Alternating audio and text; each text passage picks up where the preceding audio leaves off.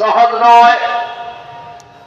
একটা সোয়াবের জন্য একটা মানুষ নিজের ছেলে মেয়ে সব বিক্রি করে দিতে চাইবে, কেউ দিবে না, ছেলেও দিবে না, মেয়েও দিবে না। ইয়াউমা ইয়াফিরুল মারউ মিন আখিহি ওয়া উম্মিহি ওয়া আবিহি। বাপ ছেলেকে ছেড়ে পালিয়ে যাবে, মা মেয়েকে ছেড়ে পালিয়ে যাবে, কেউ কাউকে একটা সোয়াব দিবে না। সেই কঠিন দিনে আপনি যদি বিবির মোহরানা আদায় না করেন, আপনি জাহান্নাম ছাড়া আপনার জায়গা হবে। আল্লাহ আমাদেরকে বিবির অধিকার আদায় করার তৌফিক দান করেন। রাসূল সাল্লাল্লাহু আলাইহি ওয়াসাল্লামের একজন সাহাবী একটা দোয়া করেছেন, এই দোয়াটার পুরস্কার আল্লাহ বলছেন আমি নিজ হাতে দিয়ে দেব।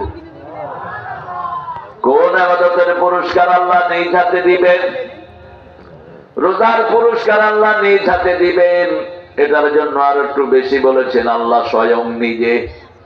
আল্লাহ বলছেন আনা আজজি বিহি আও উজজা বিহি, I will reward him or I will be the reward for that person. আমি রোজাদারের জন্য পুরস্কার হয়ে যাব আমি আল্লাহ নিজে, সুবহানাল্লাহ। অথবা আমার নিজ হাতে তাকে পুরস্কার দেব। আর আল্লাহ যদি পুরস্কার দেয় এর চেয়ে বড় কিছু আর হতে পারে?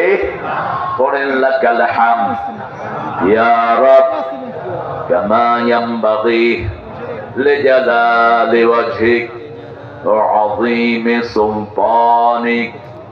সবাই পড়লেন না? জানেন তো সবাই দোয়াটা?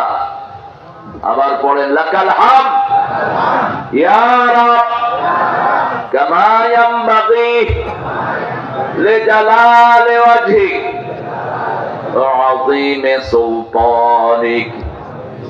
প্রশংসার জন্যই আমাদেরকে বানিয়েছেন কে?